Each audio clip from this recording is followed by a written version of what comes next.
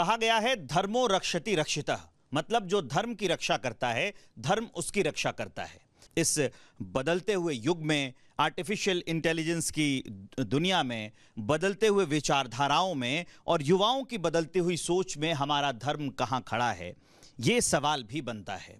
और इसी सवाल को लेकर हम पहुंचे हुए हैं इस वक्त निरंजनी पीठाधीश्वर महामंडलेश्वर इस वक्त हमारे साथ हैं कैलाशानंद गिरी जी महाराज। सोचिए कि जब इंस्टाग्राम के इस युग में युवाओं का अटेंशन स्पैन काफ़ी कम हो रहा है, जब 1 सेकंड और आधे सेकंड में रील स्क्रॉल कर दी जाती है, तब महाराज 22 घंटे की साधना पर बैठते हैं। सावन में ये साधना होती है, तो इससे जुड़े कई सवाल जो हैं वो हम पूछेंगे। धर्म को लेकर, युवाओं को लेकर भी सवाल हम जानेंगे और उसका उत्तर भी हम लेंगे। सबसे पहला सवाल, भारत में जो सनातन धर्म है और जो धर्म है वो किस दिशा की ओर जाता हुआ आपको दिख रहा है? महाद्रिपार्श्वे च तटे रमन्तं सम्पूज्यमानं सततं मुनीन्द्रैः सुरासुरेर्यक्षमहोरगाद्यैः केदारमीशं शिवमेकमीडे। देवाधिदेव महादेव की पावन नगरी, यह देवभूमि उत्तराखंड शास्त्र परंपरा के अनुसार और भारतीय परंपरा के अनुसार, सनातन परंपरा के अनुसार, सनातन धर्म के अनुसार भारत में 2 देवभूमि है। सबसे पहले उत्तराखंड और दूसरा हिमाचल। 4 जो दिव्य मार्ग हैं भगवान को प्राप्त करने का, उन 4 मार्गों में से एक मार्ग उत्तराखंड का है। एक मार्ग उत्तराखंड का है जो सीधे स्वर्ग को जाता है, जिसको स्वर्ग का द्वार भी कहते हैं, स्वर्गारोहण कहते हैं। जिस मार्ग से पांडव भगवान नारायण के धाम को गए। वर्तमान में, क्योंकि निस्संदेह आपने कहा धर्मो रक्षति रक्षितः, धर्म की रक्षा करने वाले की रक्षा धर्म करता है। भगवान के अधीन पूरी पृथ्वी है। भगवान के अधीन पूरी पृथ्वी है। भगवान के अधीन पूरी पृथ्वी है और भगवान मंत्र के अधीन है। भगवान कभी किसी व्यक्ति के अधीन नहीं हुए। भगवान भगवत सत्ता की यही महत्ता है। अगर भगवान किसी व्यक्तिगत व्यक्ति के अधीन होते तो भारत में इस धरा पर सतयुग से लेकर कलयुग तक तप, प्रतिष्ठा, शारीरिक बल, आध्यात्मिक बल, आर्थिक बल, बौद्धिक बल और सामाजिक बल, ये 6 प्रकार के बल हैं। 6 प्रकार के बल में से बहुत सारे बलवान ऐसे धरा पर आए भगवान को छोड़कर, जिनके अधिकार मात्र से पूरी पृथ्वी कांपती थी। मानस में गोस्वामी जी लिखते हैं रावण के लिए कि चलत दशानन डोलत अवनी। जब रावण चलता था तो पृथ्वी कांपती थी, डरती थी। तब भी भगवान रावण के अधीन नहीं हुए। तो इस जगह पर शास्त्र ने लिखा कि परमात्मा के अधीन पूरी सत्ता है, पूरी पृथ्वी भगवान के अधीन है। भगवान मंत्र के अधीन है, कर्म योगियों के अधीन है, जो कर्म योगी हैं। भारत में बहुत सारे ऐसे लोग हुए इस पृथ्वी पर जो ब्राह्मण नहीं थे, ब्राह्मण की उपाधि उन्हें मिली। जो ब्राह्मण नहीं थे, परमात्मा को उन्होंने अपने बस में किया। वो कहते हैं ना, यस्य स पांडित्य स पंडिता, शायद इस ओर इशारा है आपका। बिल्कुल, जिसके पास ज्ञान है। तो जिसके पास ज्ञान है, पंडिता समदर्शिनः, भगवान कृष्ण गीता में कहते हैं कि पंडित वो है जो समदर्शी हो, समदर्शी हो, समदृष्टा हो। भारत का सनातन और भारत के सनातनी सनातन से दूर क्यों हो रहे हैं? इसलिए हो रहे हैं, गोस्वामी जी लिखते हैं कि जानई विवेक विवेक विहीना, सतग्रंथों का अध्ययन छोड़ देना, महापुरुषों के उल्लेख का वर्णन अपने जीवन में न रखने के कारण सनातन से हमें दूर होना है। तो इस पर मेरा सवाल ये है कि आपने जो ये बातें समझाई, आजकल युग बदल रहा है, ये सब लोग कहते हैं, नई जनरेशन आ रही है, नई पौध आ रही है, तो संत परंपरा और जो नए युवा हैं सोशल मीडिया के दौर में जो आ गए हैं, तो आप इनका भविष्य कैसे देखते हैं? युवाओं को धर्म से कैसे जोड़ा जाए? वर्तमान के जो बच्चे हैं वो मुझे लगता है कि धर्म से, सनातन से इसलिए थोड़े अलग हैं क्योंकि मुझे लगता है युवा लोगों का मानना है, लोगों का कहना है कि मैं तो अभी बच्चा हूँ, मुझे अभी खेलने खाने का समय है, मुझे अभी घूमने का समय है, साधना का समय नहीं है, अभी पूजन का समय नहीं है, अभी तीर्थ का समय नहीं है। आप साधना कब करेंगे? जब आपके घुटने काम करना बंद कर देगा। अक्सर मैंने कई लोगों को ये कहते हुए सुना है, ये जो आप जिक्र कर रहे हैं कि घुटने काम करना बंद, कहते हैं कि अरे अभी जो करना है वो कर लो, बुढ़ापा बचा है उस समय तो तीर्थ करेंगे ही। बुढ़ापा तीर्थ के लिए रख के बचा के रखा है उन लोगों ने। बिल्कुल सही कहा आपने। लोग कहते हैं कि मैं चौथेपन में भजन करूंगा, मैं चौथेपन में तीर्थ करूंगा, मैं चौथेपन में साधना करूंगा। कैसे साधना हो पाएगी? जब आप कुर्सी पे बैठ पाएंगे, जब आपका आसन नहीं लगेगा। योग के 8 नियम हैं: यम, नियम, आसन, प्राणायाम, प्रत्याहार, धारणा, ध्यान और समाधि। 1 वर्ष से लेकर के कम से कम 16 वर्षों तक ब्रह्मचर्य का पालन हो। परिग्रह, फिर बहुत वस्तु रखने की आवश्यकता नहीं है, संग्रह करने की आवश्यकता नहीं है। संग्रह करने वाला निसंदेह प्राणी जो है वो वस्तु से बंधने लगता है, उसको लोभात प्रत्युपकाराय नन्वेता किम पश्यसि। मैं युवाओं के लिए बात कर रहा हूँ। अगर आज मेरी उम्र लगभग इस समय 50 वर्ष की है। 50 वर्ष में मैं 37 वर्षों से महादेव की सेवा कर रहा हूँ। 37वां वर्ष समाप्त हो रहा है, 38वां वर्ष मेरा प्रारंभ हो रहा है इस वर्ष। अगर मैं 50 वर्ष में शुरू करता तो मैं 60 वर्ष तक अधिकतम कर पाता, 55 वर्षों तक कर पाता। फिर तो मेरा ये पैर, घुटना, हाथ काम नहीं करेगा। युवाओं से मेरा आग्रह कि आप समय से पूर्व ब्रह्मचर्य, साधना और तप, अध्ययन, स्वाध्याय के लिए अगर हमारा जीवन निरंतर भगवान से लगा रहता है तो हम अपने जीवन को उत्तम बना सकते हैं। देखिए, आपने, अब मैं कुछ और सवाल पूछने वाला था, वहाँ मैं जाऊँगा, लेकिन क्योंकि जिक्र अब पूजा का हो गया है, महादेव का हो गया है, तो अब थोड़ा आपकी जो भक्ति है उस पर आते हैं। आप 22 घंटे लगातार बैठे रहते हैं। देखिए, मुझे ये कैसा तप है और इसके क्या राज हैं? मतलब ये ज़रूर बताइए, ये युवाओं के लिए भी बहुत महत्वपूर्ण है। देखिए, मैं बहुत गरीब घर से आया, बहुत ही गरीब घर से, मतलब जिस परिवार में सभी किसान थे। लगभग हमारे जो हमारा पक्ष था घर का वो किसान पक्ष था। हमारे जो ननिहाल पक्ष था वो बहुत बड़ा परिवार था, मतलब बहुत बड़ा परिवार था।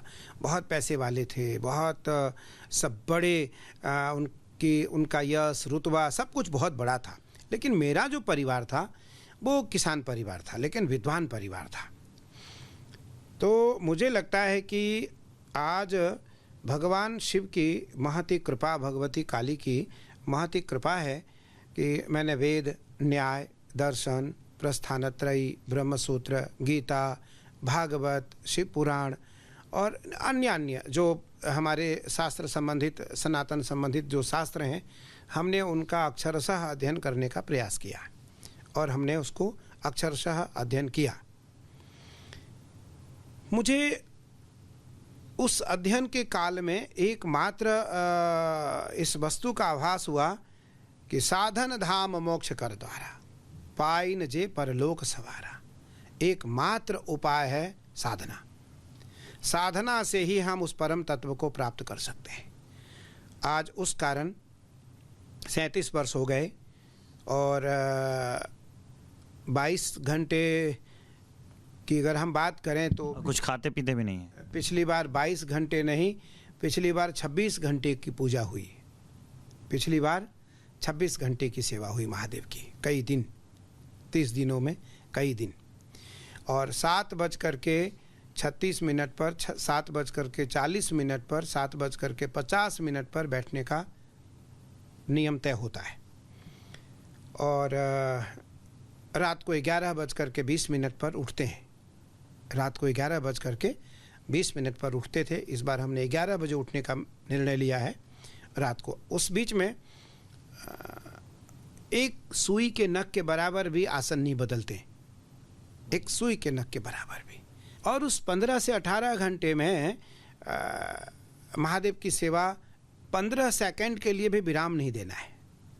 15 सेकंड भी विराम नहीं होगा। 15, 17, 18 घंटे में महादेव की सेवा होगी। सामग्री कितनी महंगी होती है फिर तो, लगातार पूजन चल रहा है तो। उसके बाद फिर गंगा जी स्नान करके आते, 12 बजे से पहले गंगा स्नान करना पड़ता है। 12 से 4 गंगा विश्राम करती हैं, तो उस बीच में 12 से 4 के बीच में गंगा नहा नहीं सकते हैं। अच्छा। तो 12 से पहले गंगा नहाना पड़ता है नित्य, क्योंकि ये हमारे जो व्यूअर्स हैं उनके लिए भी काफ़ी अच्छी जानकारी है, क्योंकि कई लोग, एक चलन है, जैसे कि बात निकल पड़ी है तो सवालों से ऐसे ही सवाल निकल आते हैं। एक चलन है कि आप अगर किसी यहाँ आसपास के मेट्रो सिटी में रहते हैं, जैसे आप नोएडा में रहते हैं, दिल्ली में रहते हैं, आसपास किसी शहर में रहते हैं, तो चले आते हैं, बोले कि चलो वहाँ जाके नहा लेते हैं, तो ये क्या नियम है कि 12 से 4 तक आप स्नान नहीं कर सकते? जी बिल्कुल, ये शास्त्र का प्रमाण है कि गंगा जी में, यमुना जी में, क्योंकि 9 पवित्र नदियाँ हैं भारत में, गंगा, कावेरी, कृष्णा, गोदावरी, नर्मदा, सरयू, मंदाकिनी, भागीरथी, अलकनंदा और माँ नीलगंगा। ये 9 पवित्र नदियाँ भारत में बहती हैं। इन पवित्र नदियों का नियम है कि ये रात को 12 बजे से 4 बजे विश्राम करती हैं।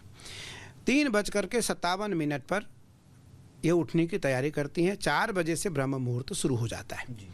उस 12 बजे से 4 बजे के बीच में हमें गंगा को स्पर्श करने का, हमें गंगा जल छूने का, गंगा जी में नहाने का, गंगा जल लेने का अधिकार नहीं है। उस समय हमें गंगा जी के तट पर बिल्कुल जाने का अधिकार नहीं है। माँ विश्राम करती हैं, क्योंकि गंगा प्रत्यक्ष है। ये जो 9 पवित्र नदियाँ हैं, ये इस कलयुग की पवित्र नदियाँ, प्रत्यक्ष नदियाँ हैं। हमें 12 बजे से पहले गंगा में स्नान करना होता है। 11:57, 11:59 में हमें गंगा जी को नमस्कार करके बाहर निकलना होता है। फिर अपने कक्ष में आते हैं, हमारे सब बच्चे हमें लेकर आते हैं, और फिर 1 बजे के आसपास हम महादेव की सेवा में पुनः आकर बैठ जाते हैं रात को। और हम फिर लगभग 3:30 बजे के आसपास उठते हैं महादेव की सेवा से। 3:30 बजे के आसपास 4 बजे अपने कक्ष में जाते हैं। फिर 1 घंटे हमारी थेरेपी होती है, क्योंकि हमारे पैर सब खराब हो जाते हैं, पैर गल जाते, सारे स्किन गल जाते, हाथ से बहुत सारे ब्लड और सब इत्यादि आने लगता है, वो तो अलग विषय है। फिर हम 1.5 घंटे के आसपास हमारी थेरेपी होती है। 20-30 मिनट के आसपास हम नीचे चटाई पर या गंगा जी के रेत पर विश्राम करते हैं अपने कक्ष में, और 6:08 पर, 6:10 पर फिर हम उठ जाते हैं और 3 घूंट पानी पीते हैं। 3 घूंट पानी में 8-10 ग्राम पानी या 20-30 ग्राम आ जाए, 20 ग्राम आ जाए या 25 ग्राम पानी आ जाए, 3 घूंट पानी पीते हैं। हमें याद है, हमने आज तक 37 वर्षों में पूरे 24 घंटे में हमने 3 घूंट से अधिक पानी कभी नहीं पिया है। 3 घूंट से अधिक पानी कभी नहीं पिया है। 3 घूंट पानी पीते हैं आज तक। अगर कभी 4 घूंट हो गया है तो हमने उस 1 घूंट को हमने बाथरूम में जा कर के वापस निकाला है। तो उसका अर्थ इसलिए है कि महादेव से हमारा संकल्पबद्ध प्रार्थना रहता है कि महादेव, हमने पानी नहीं पिया है, अगर आप मुझे बाथरूम लगवा रहे हैं तो ये मेरा दोष नहीं है, आपका दोष है। जब आप उन दिनों पूजा पाठ कर रहे होते हैं, तो अभी इन दिनों जैसे हम आए हैं, मैंने आसपास पूरा आश्रम देखा है, कहीं कुछ नहीं है, और उन दिनों कहते हैं कि जब आप पूजा कर रहे होते हैं तो सर बड़े दिखने लगते हैं। बिल्कुल सही कहा। और अभी आप आज संयोग से, क्योंकि आपको लगभग 7-8-10 घंटे आश्रम में हो गए, 12 घंटे हो गए, आपको 12 घंटे आश्रम में हो गए, और 12 घंटे में आपको कोई सर्प नहीं दिखा होगा। बिल्कुल नहीं। मैं और कई जगह घूमा भी मैं, पर महादेव की कुछ ऐसी कृपा है कि या तो 29 को या 30 को पृथ्वी के जितने अच्छे नाग हैं, अच्छे सर्प हैं, वो सब आश्रम आ जाएंगे, सब आश्रम आ जाएंगे। या वो काले नाग हो, या वो सफ़ेद काले नाग हो, ब्लैक एंड वाइट कोबरा हो, या वो किंग कोबरा हो, मतलब अलग अलग प्रजाति के सांप। अलग अलग प्रजाति। कुछ सांप ऐसे हैं जो हमारे यहाँ उत्तराखंड में नहीं पाए जाते हैं, वो भी दिखते हैं। वो भी दिखते हैं। और छोटे से बड़े बिच्छू, मतलब 1 इंच से भी कम से बिच्छू लेकर के 8 इंच के बिच्छू तक अब तक हमारे आश्रम में निकले हैं, काले से लेकर भूरे कलर तक। तो महादेव के कुंडल है बिच्छू, महादेव के गले के हार हैं बिच्छू। पिछली बार 10 बजे के आसपास एक दिन करकोटक नाग आश्रम में आए, जो महादेव के गले में होते हैं। तो इसका मूल अर्थ ये है कि महादेव कहते हैं देखो मैं तो अभी तुम्हें मिलूँगा नहीं, लेकिन मेरा जो ये गण है, मेरा जो आभूषण है, ये नाग हो या बिच्छू हो या नंदी हो या वो औघड़ हो, वो आपके तुम्हारे आसपास हैं, तो तुम इनको देख करके संतुष्ट हो जाओ कि मैं तुम्हारे आसपास हूँ, मैं तुम्हारे आसपास हूँ। अगर मैं नहीं रहूँगा तो ये नाग सैकड़ों लोगों को क्षति पहुँचाने में समर्थ है, एक नाग। पर कभी ऐसा नहीं, बहुत छोटे छोटे बच्चे कभी बड़े बड़े नाग के ऊपर अपने पैर रख देते हैं, पर कभी आज तक ऐसा नहीं हुआ कि उन्होंने कोई प्रतिक्रिया की हो, कोई प्रतिक्रिया नहीं है। उस समय नंदी जी भी आते हैं? नंदी जी आते हैं, और नंदी जी आते नहीं, वो बिल्कुल महादेव के अपनी उस आनंद मुद्रा में रहते हैं।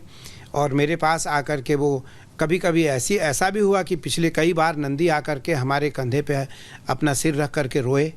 सबने देखा, तस्वीरें भी देखी हैं, सबने देखा कि वो रोए। तो मुझे उस समय दुख होता है कि आप रोते क्यों हो मुझे देख करके, मेरा जो जन्म हुआ है महादेव की सेवा के लिए हुआ है। पर मैं एक बात ये कहना चाहूँगा, क्योंकि करोड़ों करोड़ लोग आपको देखते हैं, तो हम नहीं करते, ये कोई और कराता है, ये कोई है जो आसपास रह करके हमसे करवाता है, और वो उसने हमें निहित किया है कि ये तुम करोगे और ये तुम्हें करना है। पिछली बार भारत के लगभग करोड़ों लोगों ने मैसेज करके बोला कि गुरुजी को उठा दो, नहीं तो ये मर जाएंगे, पर मैं नहीं उठा, करता रहा। ये जो आपका प्रभाव है मैंने देखा है, और जो लोग आपको इस माध्यम से देख रहे हैं, इससे पहले भी कई उद्योगपति हैं, कई स्टार्स हैं जो आपके शिष्य हैं, आपके अनुयायी हैं, आपसे मिलने आते हैं। ये किस तरह का प्रभाव है? देखिए, मुझे लगता है कि ये कोई मेरा प्रभाव इसलिए नहीं है क्योंकि मैं ना बहुत धनवान हूँ, ना मैं बहुत बलवान हूँ, ना मैं बहुत सामर्थ्यशाली हूँ। बस सबको लगता है मैं महादेव और माँ का बहुत प्रिय हूँ। तो निसंदेह जब वो यहाँ आते हैं, श्रद्धा से माँ को और महादेव को नमन करते हैं, अभिषेक में वो बैठते हैं, तो मैंने अपने जीवन काल में देखा है कि जिन जिन लोगों ने श्रद्धा से मेरे महादेव का अर्चन किया है, श्रद्धा से मेरी माँ की पूजा की है, मेरे माँ ने और मेरे महादेव ने उसका ध्यान रखा है, उसका कल्याण किया है उसको। इस समय सनातन परंपरा का अखंड राज्य है, और इसी को हम राम राज्य कहेंगे। इसी को हम इस समय युवाओं को धर्म की रक्षा के लिए, सनातन की रक्षा के लिए जागृत होना है। किसी के बहकावे में नहीं आना है आपको, किसी के बहकावे में आपको नहीं आना है। और किसी के बहकावे में आकर के यदि आप अपनी स्वतंत्रता को भूल जाएंगे, अपने साम्राज्य को भूल जाएंगे, तो ये दुष्ट किसी न किसी प्रकार भारत में आकर भारत की अस्मिता को लूट लेंगे, भारत की अस्मिता को चुरा लेंगे, भारत की शांति को ये कहीं न कहीं उसका अपहरण कर लेंगे, ये उसको उठा लेंगे, ये उसका हनन कर देंगे, उसको चीर देंगे ये। और उस समय आपको तब पीड़ा होगी जब ये दुष्ट यहाँ से हमारी भारतीय अस्मिता को लेकर के चले जाएंगे। क्योंकि भारत को तो लगभग मुगल से लेकर के ब्रिटिश तक सब ने भारत की अस्मिता को चीरने का प्रयास किया, चीरहरण करने का प्रयास किया। तो आज राम राज्य की कल्पना का समय है। आप राम राज्य की कल्पना कर सकते हैं। इसमें सबसे बड़ा योगदान यदि भारत में किसी का हो सकता है तो युवाओं का हो सकता है। और युवा भारत के सरल हैं।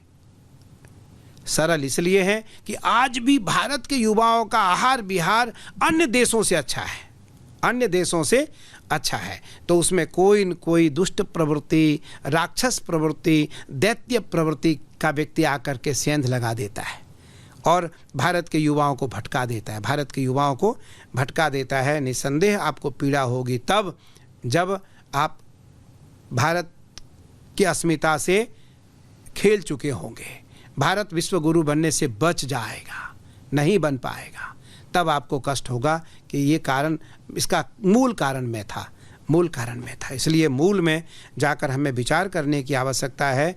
और मैं इस बात को बिल्कुल कहने से नहीं घबराऊंगा कि आपके कारण अगर क्षति होगी तो देश की होगी। आपके कारण देश का क्षति न हो, आपके कारण देश की वृद्धि हो, देश का यश बढ़े, देश का सम्मान बढ़े, देश की कीर्ति बढ़े, देश का यश बढ़े, देश का वैभव बढ़े, देश का सम्मान बढ़े और देश का बल बढ़े।